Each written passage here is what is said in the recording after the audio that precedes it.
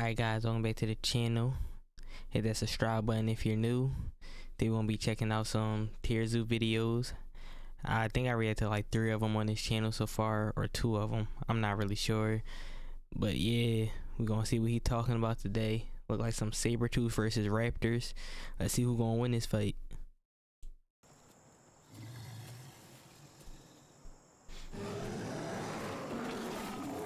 A little bit of animation.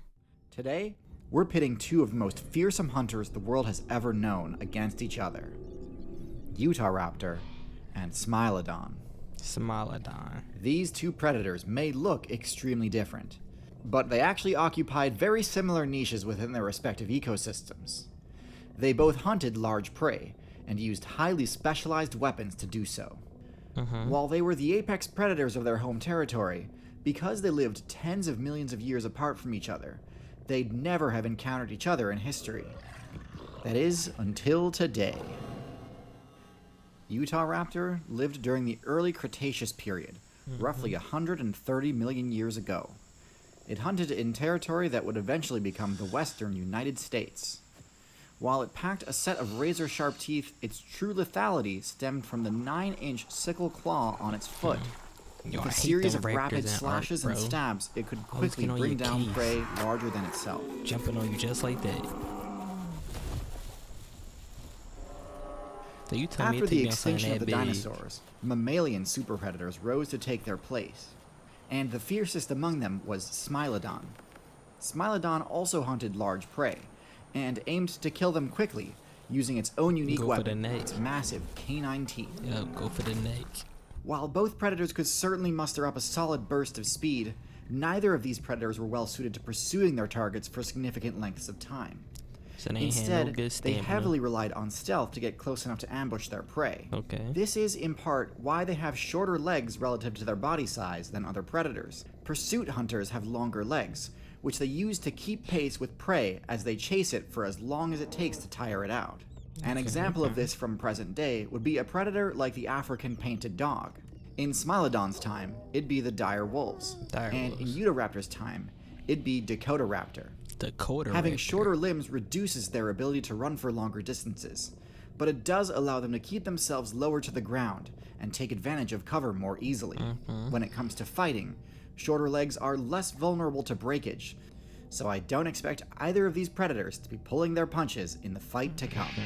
So they just hide, wait for the predator, wait for their prey to get near, then they just hop on them. After a 128 million year journey, Utah Raptor is hungry.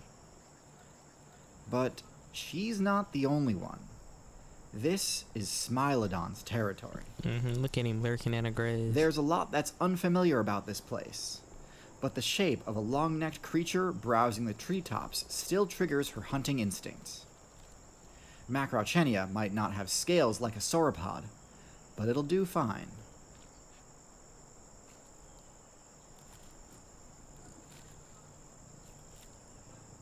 Smilodon has gotten within striking range, but unfortunately its ambush will not go according to plan today.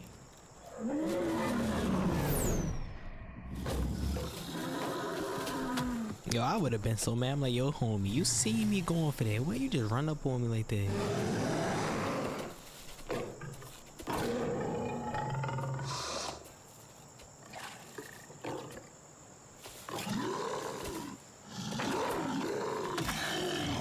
Nah, he just smacked me. Say, yo, get up on my face, yo. Okay, went for the neck. Okay, he said, get that weak stuff out of here. He said, I'm the big dog around here. He said, stop playing, I got claws.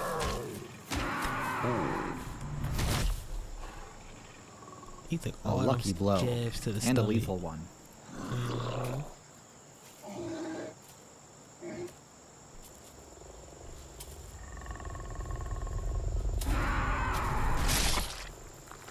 Utahraptor is victorious this time. Let's take a more in-depth look. So, why did Utah Raptor win? To be completely honest, this fight could have easily gone either way. Yeah, that's what I was about to say. Each of these predators is powerful enough to kill the other in an instant, so a single opening is all it takes to end the fight. Like, look at Bull's Still, teeth. I do believe like the Raptor has an edge here. Smilodon's claws. knife-like teeth are more powerful than the Raptor's claws, but they're also much riskier to employ in battle. Landing a strike with them requires the Smilodon to completely subdue its prey first, using its powerful forelimbs. If the animal being subdued has any ability to counterattack, the Smilodon is putting itself in an extremely vulnerable position whenever it goes for a kill. Fossil evidence supports this. Smilodon fossils are riddled with signs of damage. It wasn't uncommon for their teeth to break as the prey struggled to escape its deadly jaws. In contrast, Utahraptor's claws were quite a bit safer to swing with, as they were held far away from the raptor's vitals. Even among raptors, Utahraptor's claws were uniquely powerful. While nearly every type of Dromaeosaurid raptor had the signature sickle claw, Utahraptors tended to be flatter and more blade-like. Less useful for puncturing, but more useful for slashing. It's likely that most raptors used their claws for climbing or for holding on to prey, while Utahraptor used its claws to tear into its enemies. Smilodon did have a few advantages in this fight, however. Its furry mane made it difficult for Utahraptor to get a secure grip with its jaws. Utahraptor's weapons were best suited to taking down scaly prey. Meanwhile, Utahraptor's feathered exterior would do absolutely nothing to prevent Smilodon's teeth from piercing its that's what I was about to say. If he if he was able to bite right there, bro, right into his neck, because he was right there to it, that would have been the end of that. Them teeth going straight through his neck like it's nothing, bro.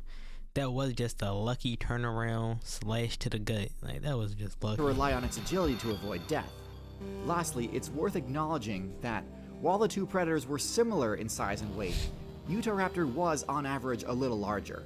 And although Smilodon was no stranger to subduing large animals, every extra pound of weight makes it ever so slightly more difficult for Smilodon to prevent it from thrashing about as it went for the kill. Yeah, right. Which creatures should enter the Anacro Lab next?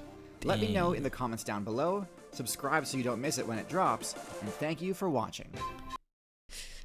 I don't know, that one could have, I think that one should have went the other direction, but hey, it could go either way in these videos though. But I wonder, do he got a more in-depth video on like the Sabertooth and the Raptor? Because if he does, I do want to check that out later, because I don't know, I feel like the Sabertooth should have won that fight, but you know, his opinions here, you know, not possible to happen. So hey, it is what it is. Yeah, but if y'all like the video, like, comment, and subscribe. Tell me what y'all want me to rate to next, and I'll see you on the next one.